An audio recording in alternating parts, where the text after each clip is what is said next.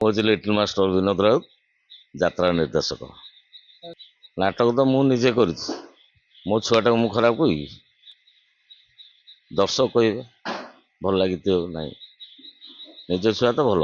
ଏ ନାଟକରେ ଅଛି ବଣ୍ଡିଙ୍ଗ, ଯୋଉଟା ହଉଛି ଭାଇ ଭାଇ ଭିତରେ ପ୍ରେମ। ପର ହେଲେ ବି ଆପଣାର କରିକି ପରିବାର ଭିତରେ ରଖିବାଟା ହଉଛି ଆଜିର ସମାଜ ପାଇଁ ଗୋଟେ ଉଦାହରଣ। ଭାଇ ଯେତେ ଭାଇ ସେତେ ଘର, ଏଇ କଥାଟାକୁ ଭୁଲ ପ୍ରମାଣିତ କରାଯାଇଛି ଏ ନାଟକ ମାଧ୍ୟମରେ।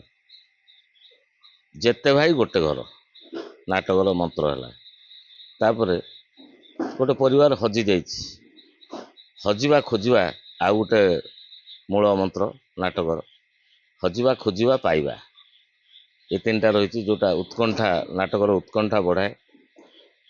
ଆଉ ତୃତୀୟରେ ହେଉଛି ଯିଏ ଭୁଲ କାମ କରେ ସେ ଦଣ୍ଡ ପାଏ, ସେ ନାଟକର ଆଉ ଗୋଟେ କଥା ରହିଛି। ଏମିତି ତିନୋଟି କଥାକୁ ନେଇ ନାଟକ ଗତିଶୀଳ। ଦର୍ଶକ ଏତିକି କହିବି, ବର୍ତ୍ତମାନ ଯେଉଁ ସବୁ ନାଟକ ଏବେର ଯେଉଁ ଚାଲୁଛି ସବୁ, ସେ ନାଟକ ଗୁଡ଼ିକରେ କାହାଣୀ ନାହିଁ।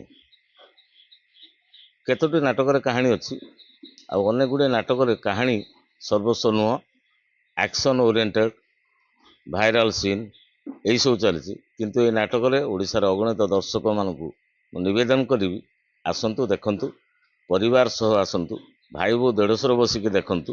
କିଛି ଆପଣ ଅଶ୍ଳୀଳତା ପାଇବେନି, ପରିଷ୍କାର ନାଟକଟିଏ। ଆପଣମାନେ ଆସିକି ଦେଖନ୍ତୁ, ଏତିକି ମୋ ତରଫରୁ ଏବଂ ରୟାଲ ଚ୍ୟାଲେଞ୍ଜ ଅପେରା ତରଫରୁ ଆପଣମାନଙ୍କୁ ଅନୁରୋଧ।